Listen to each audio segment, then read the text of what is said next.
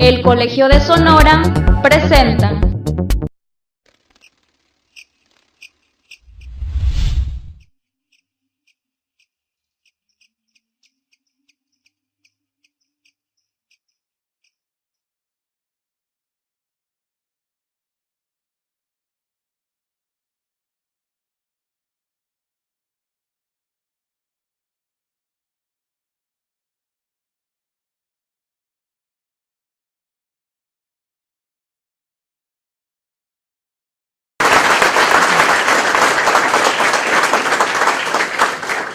Gracias, Juan José.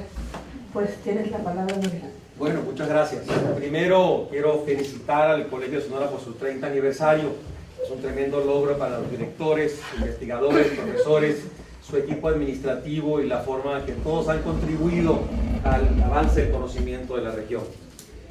Quiero extender mi agradecimiento a los organizadores del evento, al doctor Ignacio Almada, licenciada Martínez de Castro por su aporte, su ayuda, a los comentaristas, obviamente el doctor Ignacio Almada, Juan José Gracida, la doctora María del Valle, y a ustedes por su presencia hoy, esta noche. Muchas gracias.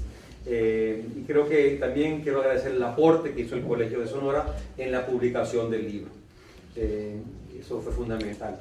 También quisiera hacer hincapié que este libro solamente es posible por el trabajo que han hecho todos los investigadores sonorenses y sonorensas aquí, del INA, del Colegio de Sonora, de la Sociedad Sonorense de Historia, del archivo, del museo. O sea, hubiera sido imposible que yo hiciera un trabajo aquí en Sonora si no hubiera sido por ya todo el trabajo anterior que habían hecho. Incluso muchas de las personas están acá ahorita, puedo ir nombrando antropólogos, historiadores, médicos, licenciados en literatura, en otros. Y no solamente quiere decir la frontera con Arizona, quiere decir también la frontera que existía incluso antes, la frontera interna con los grupos indígenas, las fronteras externas, primero con California y después con Arizona. O sea, la etapa en desarrollo, o sea que ya existía esa relación y ya existía a raíz de una economía minera, ya existía a raíz de una economía de exportación. O sea que el trabajo en sí lo insertaría dentro de la ubicación de un trabajo transnacional,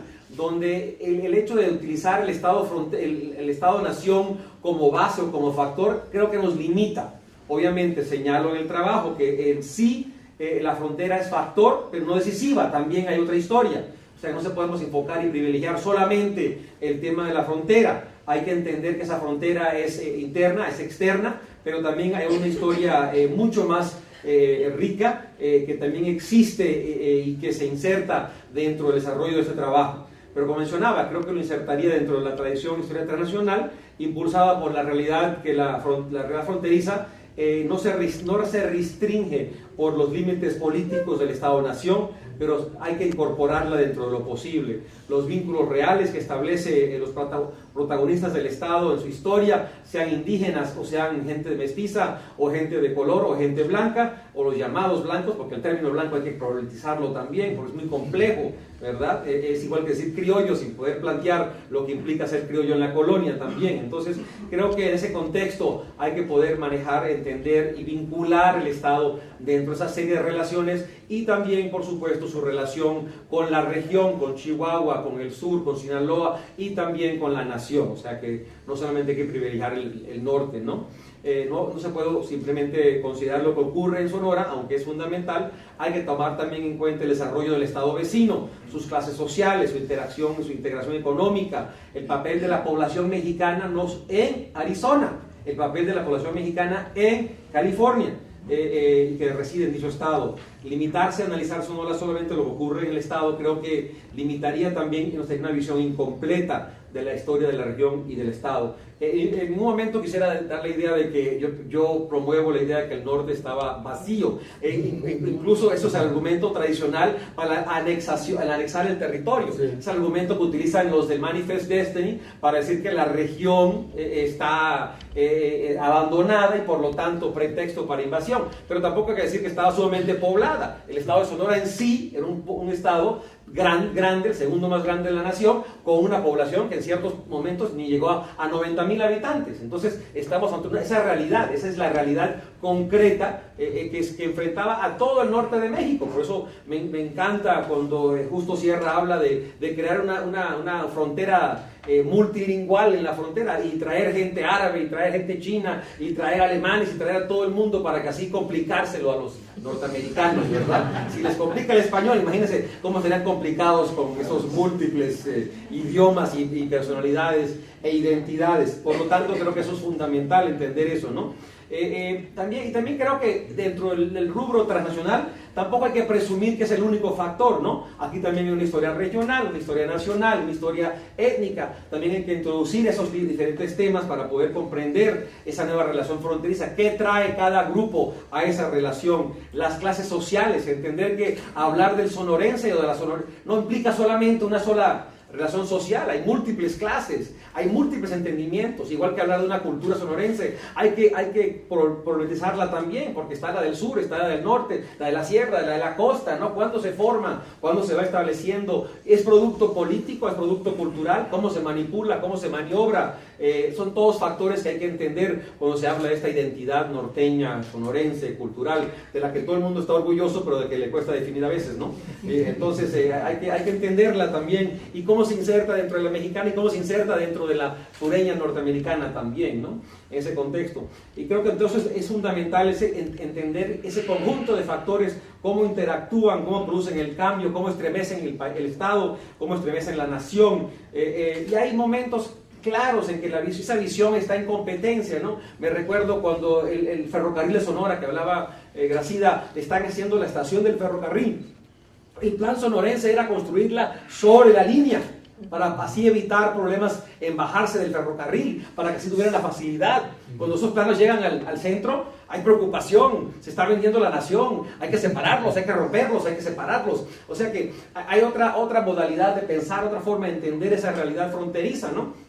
Que en Sonora se manejaba de una forma. Pero también creo que lo fundamental de la historia que he tratado de relatar es una historia social, de darle personalidad y vida a los sonorenses, y no solamente a los líderes políticos, a las clases sociales, pero entender la realidad de lo que se vivía en ese momento en Minas Prietas, La Colorada, que se vivía en Guaymas, que se vivía en el norte, que se vivía en Nogales, que se vivía en los campos mineros. Les cuento un relato que me llamó mucho la atención y que me ha quedado siempre conmigo, porque uno piensa cómo la historia que uno cuenta del siglo XIX o siglo XX afecta a la realidad todavía.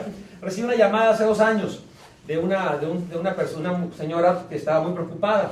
¿Usted es el autor del libro A la sombra de las águilas? Sí. Usted describe a Minas Prietas, La Colorada, y a las trabajadoras sexuales de Minas Prietas. Y dije, ay, carajo. Entonces ya me preocupé, ¿no? Porque sí había encontrado en los archivos municipales todo un historial sobre las mujeres que era parte organizada de prostitución que habían en todos los campos mineros. Y había que reportarse, y quedaban reportadas pagando su cuota a la municipalidad y su récord médico, ¿no? ¿Usted menciona a fulana? Sí, la menciono. Esa es mi abuela, señor. Entonces yo digo, ay, desgraciado, me van a ahorcar, ¿no? Entonces, no, tranquilo, ahora la entendemos, porque ella nunca nos relató ese pasado. Ahora nunca la entendíamos, nunca pudimos comprenderla, y ahora la podemos comprender, se lo agradecemos, hemos comprado su libro. O sea, me dio un sentimiento de cómo la historia realmente afecta a las personas de cualquier forma, ¿no? Que la historia es la vida propia, la vida cotidiana. Hay que entenderla, comprenderla del punto de vista donde ocurre, no con nuestra perspectiva presente, por supuesto. Entenderla, contextualizarla y tratar de darle esa humanidad, de traerle esa humanidad, de expresar esa humanidad, de expresarla del punto de vista de género, del punto de vista étnico, del punto de vista social, del punto de vista cultural, del punto de vista regional, ambiental. En eso tengo cierto orgullo en que traté de lograr eso, y creo que en cierta forma lo he tratado de hacer, ¿no? En términos de la historiografía reciente, estoy 100% de acuerdo con Gracida. Yo incluso he hecho una introducción nueva al libro.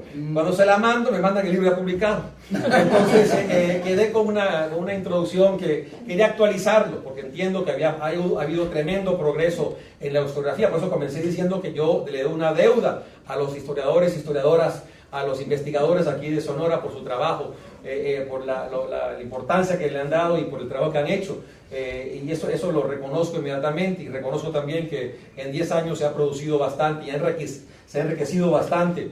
Pero sigue todavía vigente. Creo que lo que planteo todavía tiene vigencia, tiene importancia, y todavía quiero partir de ese punto de vista, porque si uno se pone a pensar en la frontera hoy en día, tenemos otra imagen, ¿verdad? ¿Cuál es la imagen que tenemos hoy en día de la frontera?